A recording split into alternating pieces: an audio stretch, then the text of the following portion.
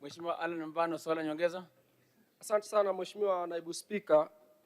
Shule 3 za sekondari katika jimbo la Kakonko hazina kabisa vyumba vya maabara. Hizo ni Ikambi Sekondari, Dr. Mpango Sekondari na Kakonko Boys Secondary School. Je, nini mpango wa serikali kuhakikisha shule hizi 3 nazo zinapata maabara? Asante.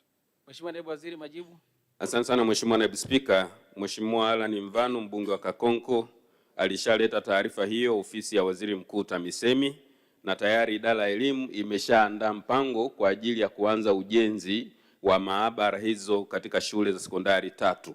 Kwa nini mhakikishie Mheshimiwa mbunge kwamba serikali itafanya shughuli hiyo, lakini tumia nafasi hii pia kumsisitiza mkurugenzi wa mashauri ya wilaya ya Kakonko kwamba pamoja na fedha za serikali kuu ni muhimu waanze hatua za awali za ujenzi kwa awamu kwa kutumia fedha za mapato ya ndani, ili fedha za mapato ya serikali kuu zikienda ziende kufanya umaliziaji wa majengo ya maabara hizo.